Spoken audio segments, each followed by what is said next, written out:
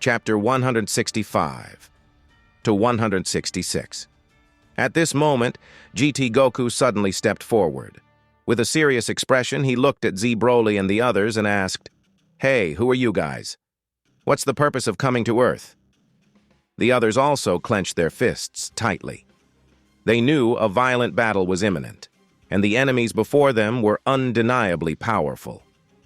To defeat them would be extremely difficult if Goten didn't show up. Despite this, none of the warriors present showed even the slightest hint of fear. "Kakarot! Ha ha ha! Kakarot!" When Z Broly saw Goku, his face instantly twisted into a ferocious grin. It was clear that no matter which timeline it was, Z Broly harbored an intense hatred for Goku. Why does that guy keep shouting my name? I don't remember having any connection with him, Goku muttered, frowning as he stared at Broly's menacing expression. However, GT Goku standing beside him understood the situation clearly. From Paragas's previous explanations, he knew that Z Broly and Goku were born on the same day. Z Broly, who had been sleeping peacefully, was disturbed by Goku's crying as a newborn.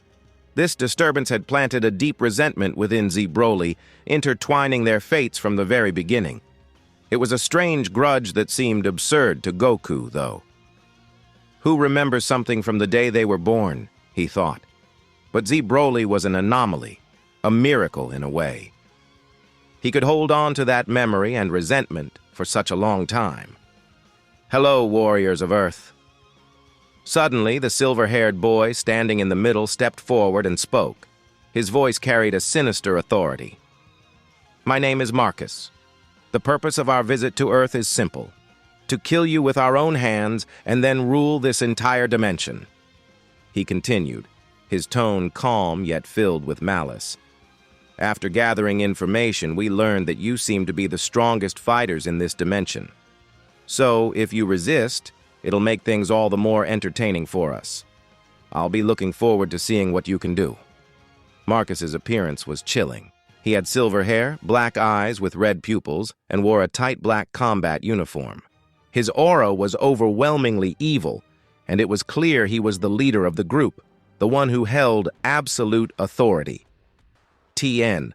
I don't know who this guy is, so I left his name as it is. It's definitely not Fu. He's some OC from Dark Demon Realm." "Ha! Stop spewing nonsense," GT Vegeta retorted without hesitation. "There's no denying your strength, but don't think killing us will be that easy." It was true that the 7 enemies standing before them were immensely powerful, but the warriors of Earth were no pushovers, and Goten, the strongest among them, had yet to arrive. Once Goten joined the fray, defeating these intruders would be far from impossible. "Is that so?" Marcus sneered. His wicked smile grew wider as he spoke in a flat, mocking tone. "It seems you mortals lack a clear understanding of your own limits. Stupidity always comes with a terrible price." His words sent a chill through the air, but Marcus remained composed. To him, these so-called fighters were nothing more than insects, not worth taking seriously. "Lord Marcus is absolutely correct," another voice chimed in. The voice belonged to Zamasu, whose hatred for mortals was well known. "Mortals are always so filthy and despicable," Zamasu declared with disdain. "When these stupid insects are finally wiped out, the world will become a more beautiful place. Only then will the paradise Lord Marcus envisions become a reality." Hearing Marcus and Zamasu's words, one of their companions frowned slightly, his expression revealing discomfort. If Goten had been present, he would have recognized this individual immediately. With an X-shaped scar across his chest, red gloves, and an orange visor with white frames, the man standing beside them was none other than Hearts, the mortal who had once sought to overthrow Zeno in Super Dragon Ball Heroes.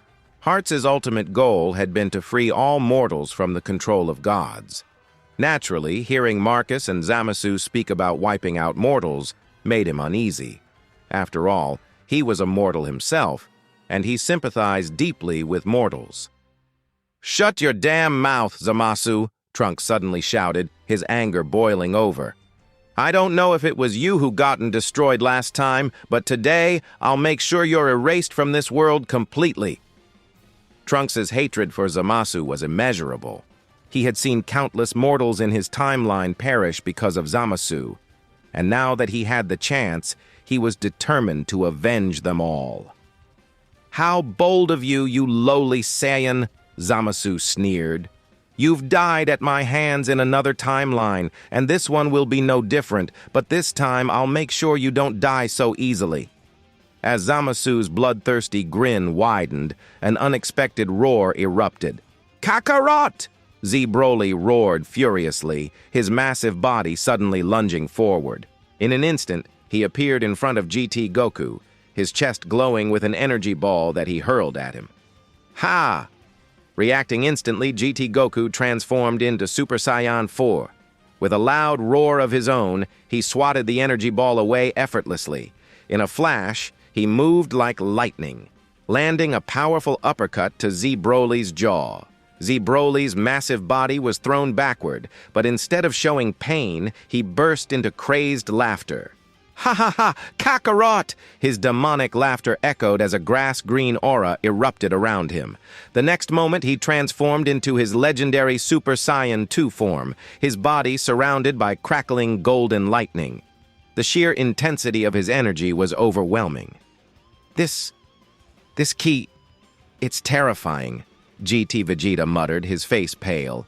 "This guy's power is leagues beyond what it was decades ago. Even if I use Super Saiyan Fu, I'm not sure I can beat him." Z Broly's strength had reached a new level. Even though his transformation was only one step higher than before, the difference was staggering. It was like comparing night and day. The other warriors felt the same unease. Their faces grew grim as they realized the power they were up against. But amidst the tension, Broly, their Broly, stood calm, silently watching the chaos unfold. "Zamasu, this time I will definitely get rid of you!" As Goku and Broly clashed in an intense battle, Trunks didn't hesitate for a moment. Clenching his fists, a golden aura erupted from his body like a raging flame. Without delay, he transformed into the powerful form of Super Saiyan 4. "What?" Zamasu's face shifted into a look of pure disbelief as he witnessed Trunks' transformation. Such a powerful aura. What happened to this Trunks? How did he become so strong? Back in the past, Trunks had only been capable of transforming into Super Saiyan 2. At that time, Zamasu had nearly killed him in a brutal fight. But now, Zamasu was faced with a much stronger opponent, a version of Trunks far more formidable than he had imagined. Even from a distance, Zamasu could feel Trunks' overwhelming power. If he relied only on his Super Saiyan Rose form, defeating Trunks in direct combat would prove difficult. But Zamasu smirked to himself. It didn't matter. After all, he possessed an immortal body. Even if he couldn't overpower Trunks, he could still exhaust him in a war of attrition. As Trunks' body flickered into motion, he drew the sword strapped to his back and launched himself high into the air.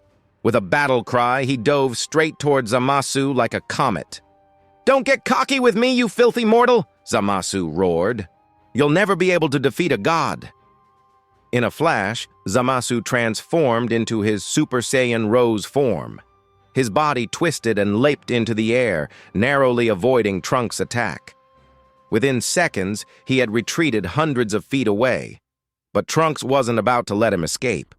With a swift tap of his foot against the ground, Trunks surged forward like lightning, closing the distance between them in an instant. At this moment, Trunks' speed and power in his Super Saiyan I-4 form were far superior to Zamasu's. Whoosh! Whoosh! The two clashed at blinding speed, exchanging thousands of blows within moments. However, Zamasu was clearly at a disadvantage. He was forced to dodge repeatedly, unable to mount a counterattack. Perhaps it was Trunks' anger that fueled his strength, something that was characteristic of Saiyans. Oh? Do they all have such incredible power? Marcus, who was watching the battle unfold, didn't show the slightest trace of fear or concern. Instead, his expression was one of excitement. "It seems this trip wasn't in vain," he said with a smirk. "If I can make these fighters submit to me, my power will grow even greater." As Marcus stood watching the battle, a long-haired scion at his side began to move. Step by step, the scion approached GT Vegeta, his dark eyes fixed on him. This mysterious scion bore an uncanny resemblance to Vegeta. They shared the same angular face and prominent widow's peak, but his hairstyle was vastly different. His long black hair cascaded down to his waist, reminiscent of Raditz's style. He wore no shirt, only a pair of blue tights that clung to his lower body. "Hey, who the hell are you?" GT Vegeta asked, frowning. There was something oddly familiar about this scion's aura, but GT Vegeta couldn't place it. "Humph, my foolish brother, you don't even recognize me?" the Saiyan sneered. His voice dripped with venom. "The title of Prince of Saiyans should have been mine, but thanks to our father's insecurity and his fear of me, I was exiled to a dying planet the moment I was born." The Saiyan's tone grew colder with every word. "Of course you wouldn't know about any of this. That old fool never told anyone, least of all you. To him, I was as good as dead." A wicked smile spread across his face as he continued. "But now, since that old man is no longer around, I'll settle the score with you instead." This long-haired scion's hatred was palpable, radiating off him like a dark aura. Decades of abandonment and resentment had turned into a seething rage that consumed him. "Humph! I have no idea what you're talking about, bastard," GT Vegeta snapped, his tone dismissive. "I've never had an older brother. Do you really expect me to believe something so absurd?" For as long as GT Vegeta could remember, he only had one sibling, a weak, untalented younger brother. He had never heard of an older brother, let alone one with such a story. "Let me reintroduce myself," the Saiyan said with a sinister smirk. "My name is Rigor, the rightful Prince of Saiyans." He stepped closer, his words laced with anger. "When I was born, my combat power was an incredible 50,000 points. Our father, the coward, saw my potential and considered me a threat. So he exiled me to a dying planet, hoping I'd never return." Rigor's eyes narrowed, his expression growing darker.